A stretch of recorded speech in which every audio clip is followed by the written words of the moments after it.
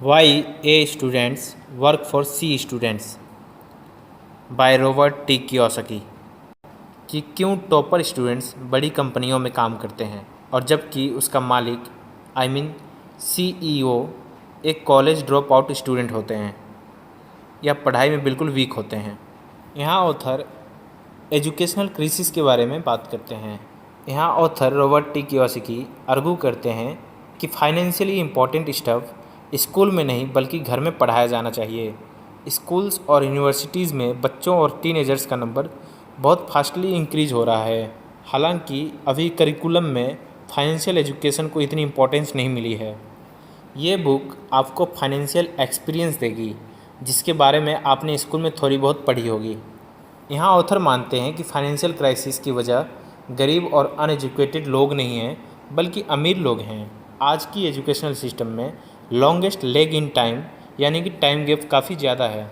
A leg in time किसी idea की convincing और उसके इम्प्लीमेंटिंग के बीच का डिफरेंस होता है। एक बार अगर आप इस बुक से नॉलेज ले लेंगे तो आगे आप अपने बच्चों को भी ये नॉलेज पास कर सकेंगे ताकि आप उन्हें बगैर पैसे दिए भी फाइनेंशियल स्टार्ट दे सकें। यहाँ ऑथर बताते हैं कि खुद रॉबर्ट टी कियोसाकी यानी कि ऑथर ने ये डिसाइड किया कि वो आर्मी की अपनी जॉब छोड़कर ऐसे सब्जेक्ट की स्टडी करेंगे जिनके बारे में स्कूल या कॉलेजेस में रूटीनली नहीं पढ़ाया जाता। The fairy tale story is over. यहाँ ऑथर बताते हैं कि पुराने टाइम में लाइफ किसी फेरी टेल जैसी ईजी होती थी जहाँ आप कॉलेज जाकर डिग्री ले लेते थे और किसी किसी कंपनी में आपको एक हाई पेइंग जॉब मिल जाती थी जिससे आप अपने सारे स्टूडेंट्स लोन्स भी चुका देते थे। लेकिन अनफॉर्चुनेटली अब वो बात नहीं रही। आजकल एक स्टूडेंट की लाइफ किसी रोड ट्रिप जैसी होती है। पहले कॉलेज जाना, ग्रेजुएट होना और स्टूडेंट्स लोन्स के साथ साथ उसका इंटरेस्ट भी बढ़ता जाता है जो एक्चुअल में स्टूडेंट्स को और भी पूरा बना देता है। और ऊपर से अनएम्प्लॉयमेंट क्राइसिस की वजह से ना सिर्फ अमेरिका बल्कि सारी दुनिया के स्टूडेंट्स जॉबलेस घूम रहे हैं और ये साइकिल कंटिन्यूसली आगे भी चलता रहेगा। पेरेंट्स सोचते हैं कि हमारे बच्चे को कॉलेज में एडमिशन मिल गया तो बस अब उसकी लाइफ सेट है, बट नहीं। कॉलेज में एडमिशन मिलना कोई लाइफ जैकेट नहीं है और जिस हिसाब से अनएम्प्लॉयमेंट बढ़ती जा रही है और लोग जो कम वेजेस पे भी काम कर रहे हैं उससे तो यही प्रूव होता है कि अनएम्प्लॉयमेंट की क्राइसिस आगे भी चलती रहेगी। यहाँ ऑथर कहते हैं अगर एजुकेशन का मतलब पैसे कमाने से है तो कई सेलिब्रिटीज़ लाइक जॉर्ज वाशिंगटन और बेंजामिन फ्रैंकलिन ने तो अपनी स्कूली एजुकेशन भी फिनिश नहीं की थी। पॉइंट ये है कि आपको वो सब्जेक्ट्स पढ़ने चाहिए जो आपको फूड चेन के टॉप पर ले जाए। रॉबर्ट टी कियोसाकी का माइक नाम का एक फ्रेंड था जिसके पापा का निकनेम रॉबर्ट के अकॉर्डिंग रिच डैड था। Rich dad most of the time Robert के साथ मोनोपोली खेला करते थे जो रॉबर्ट के लिए एक आई ओपनिंग एक्सपीरियंसेस थे। लेकिन रॉबर्ट के डैड को ये बात पसंद नहीं थी। उन्हें लगता था कि उसे खेलने के बजाय अपना होमवर्क करना चाहिए। रॉबर्ट रिच डैड के लिए फ्री में काम किया करता था बिकॉज रिच डैड रॉबर्ट के माइंड से पैसे के लिए काम करने का आइडिया मिटा देना चाहते थे। वो चाहते थे कि रॉबर्ट एक कैपिटलिस्ट बने। फ्यूचर में रॉबर्ट ने फाइनेंशियल एजुकेशन के लिए कई सारी कंपनीज खोली जहां बोर्ड गेम्स प्रोड्यूस किए जाते थे जिससे लर्निंग एक्सपीरियंसेस और भी फन हो जाता था। और दूसरी कंपनीज जो थी वो मनी के बारे में आर्गुमेंट के बजाय ओपनिंग डिस्कशन करना था। मनी प्रॉब्लम हर घर में डिस्कस होनी चाहिए ताकि इस बारे में ज़्यादा नॉलेज इंक्रीज हो। यहाँ ऑथर कहते हैं कि आप अपने बच्चे को लाइफ रियलिटीज़ से बचाने की कोशिश ना करें और ना ही ओवर प्रोटेक्टिव पेरेंट्स बने। उन्हें फ्यूचर के लिए प्रिपेयर करें। यहाँ ऑथर कहते हैं कि आने वाले फ्यूचर में टैक्स और भी हाई होंगे क्योंकि ज़्यादा मनी प्रिंट करने के लिए ज़्यादा टैक्सेस लगाने होंगे। और ज़्यादा कॉम्प्लेक्स वाली बात यह है कि वेलफेयर प्रोग्राम्स को भी ज़्यादा फंडिंग की ज़रूरत पड़ेगी जिससे कि टैक्स फंडिंग करते हैं।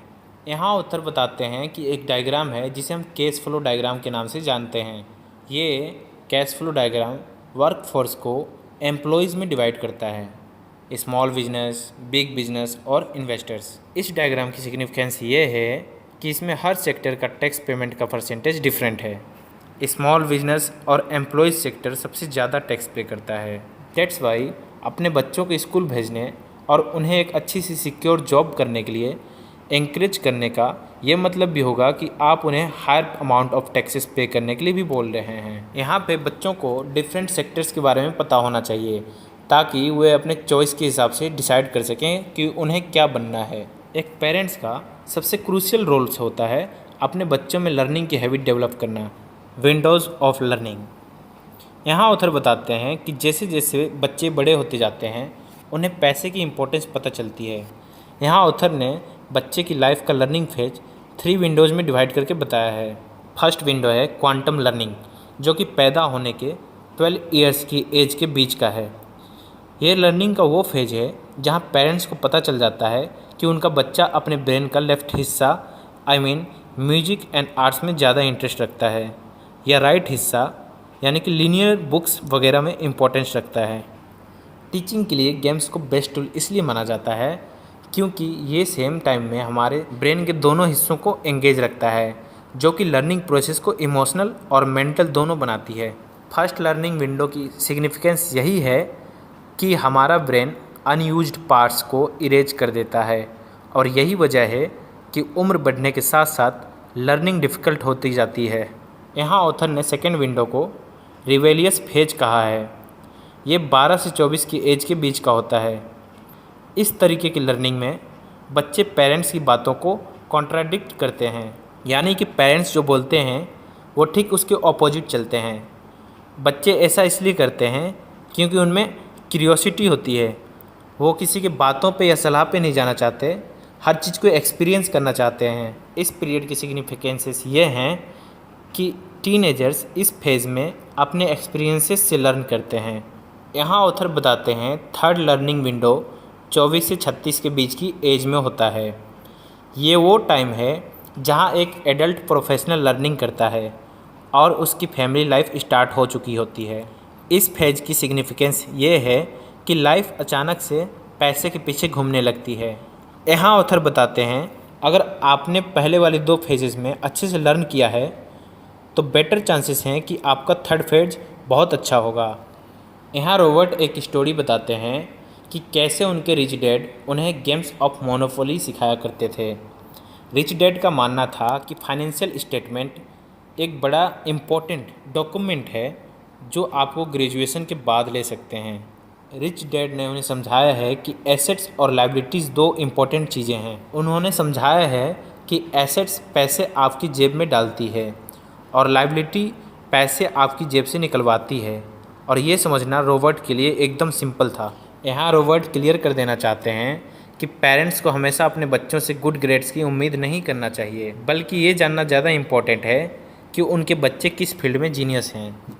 यहाँ ऑथर कुछ टिप्स देते हैं जो आपको बिजनेस सेक्टर में आगे लेकर जा सकती है।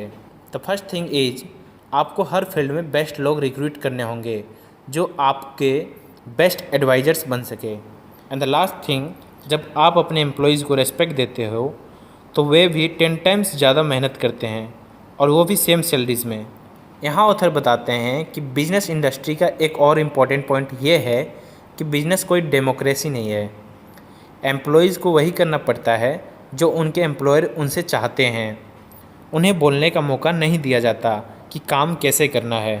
यहाँ ऑथर कहते हैं कि ए और सी स्टूडेंट्स के बीच मेजर डिफरेंस यही है कि ए स्टूडेंट फाइनेंशियल सिक्योरिटी देखता है, जबकि सी स्टूडेंट हमेशा ऐसे डिसीजन लेकर रिस्क लेने को रेडी रहता है जो उसकी फाइनेंशियल लाइफ को लाइन पर लेकर आ जाए। ए स्टूडेंट्स बैड पीपल नहीं हैं, बस वो कुछ ऐसे रिस्क लेने में डरते हैं जो उन्हें एकदम अमीर या गरीब ना बनाते।